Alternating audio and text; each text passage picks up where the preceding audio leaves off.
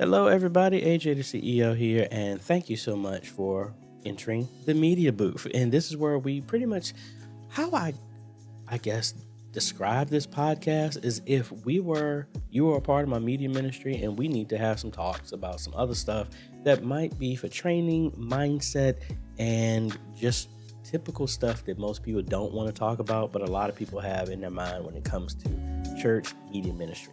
And this one is one of those things that I've dealt with this personally, and I have a lot of people on our Facebook group who we have dealt with this. We talk about this on our roundtables on typically every other Sunday. I missed this past Sunday, but that is churches abusing church privilege.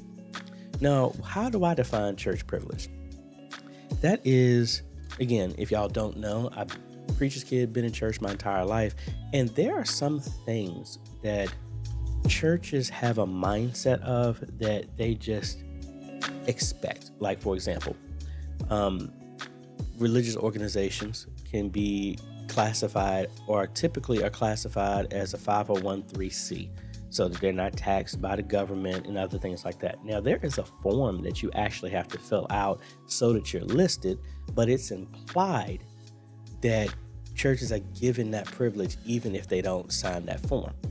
So people, how do I tie that to a church privilege? That's like when a church pays for something, sometimes I've seen this happen. They'll go to a store and say, hey, this is with a church, this is for a church, so you don't charge us tax or something for that.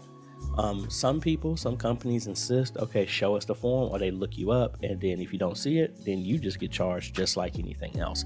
Also, typically churches, and again, I'm not no lawyer, don't consider legal advice fine. I'm not a CPA or nothing like that, so be mindful of that. But typically churches don't have to do like taxes the way traditional businesses do and things like that. But another thing that church privilege has is that it's typically a volunteer army, meaning that the people that come to the church, for the majority, there may be some people on salary, maybe the ministerial staff, maybe an administrator, maybe musicians, sometimes maybe even a media director. They may get paid, but the vast majority don't get paid. You are thankful for their volunteering and helping out maintaining the ministry, because you believe that it's like, hey, you're rendering this unto God and not to man and things like that. Understood. I've done that for years playing when I wasn't getting paid as a musician. But how I deem churches abusing this privilege is no one has to give you anything. None of your volunteers have to volunteer. It's one of those things we need to be mindful of. Like, from a media ministry standpoint, most of my media ministry, if not all, are not paid. So I am very thankful and appreciative, and I try to do stuff for them to show my appreciation and gratitude, because they don't have to do anything. And to get to the point where it's like the things that they don't have to do, I am now expecting or demanding them to do, that is abusing church privilege. You're leveraging somebody's unique mindset of I want to serve, and you're turning that into almost like an ultimatum or demands or even expectations. I know we want to set a bar at this level. Like me, I want my media ministry to run like this. I want it to be a well-oiled machine. I want it to do all that. But again, these are not my employees. I can't tell them or demand them do anything. Just like with choir, I've had the same thing. Choir members were not paid. Most of the time, some of the musicians were not paid. They were gone under honorarium. Other times, musicians are being paid, but typically, I have not experienced what the choir members are paid. So, to demand they do certain stuff is not realistic. You can't swing church as a bat to demand people to do stuff.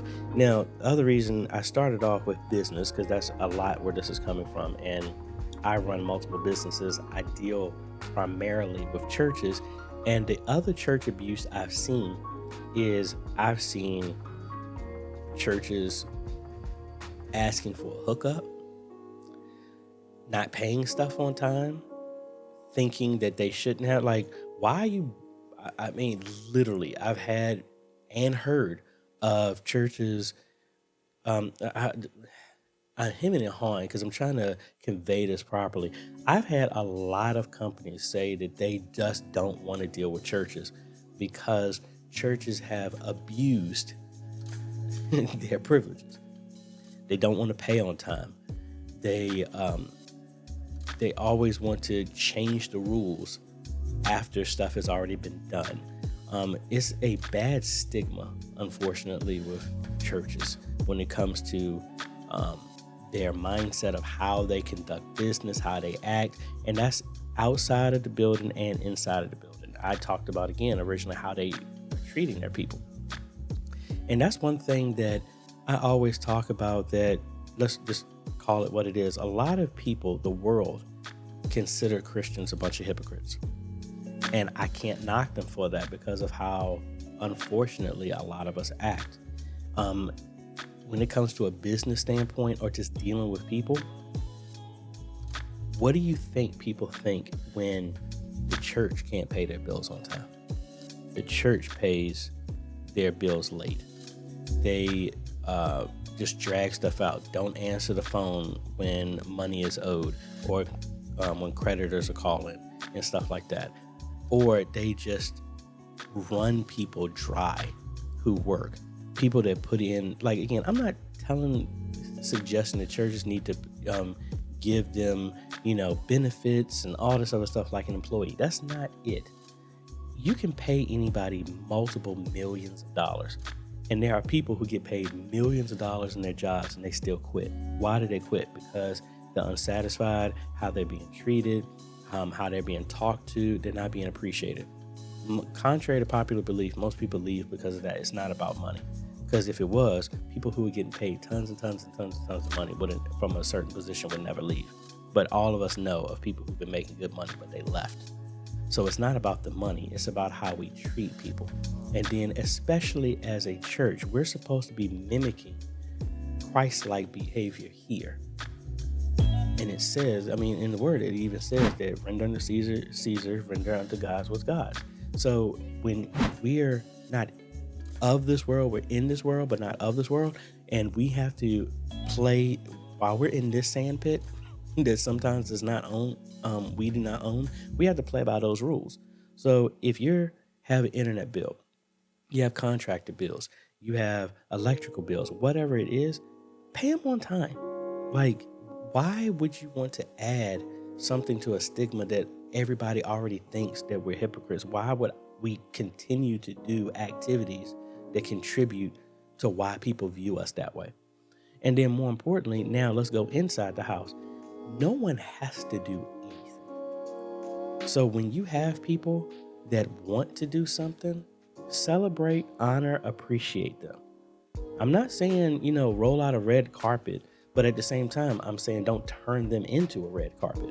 If you got people who are always there every Sunday, Saturday, whatever day their service, doing stuff throughout the week, helping out here, there, and there, it is very dangerous to get to a point where we're so thankful for what people do, and it comes from thankfulness to expectation, where I don't appreciate what you're doing anymore. I'm expecting you to do that.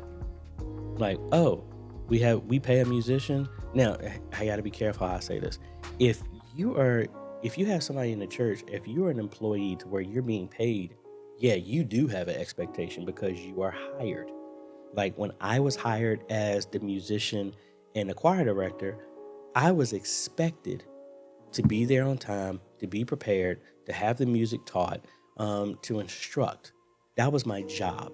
So that's different for expectations. I'm talking about the people who volunteer and you have expectations on them as if they have a quarterly review and you want to, micromanage them and tell them, how come you haven't finished this on time, blah, blah, blah. No. That does not work like that.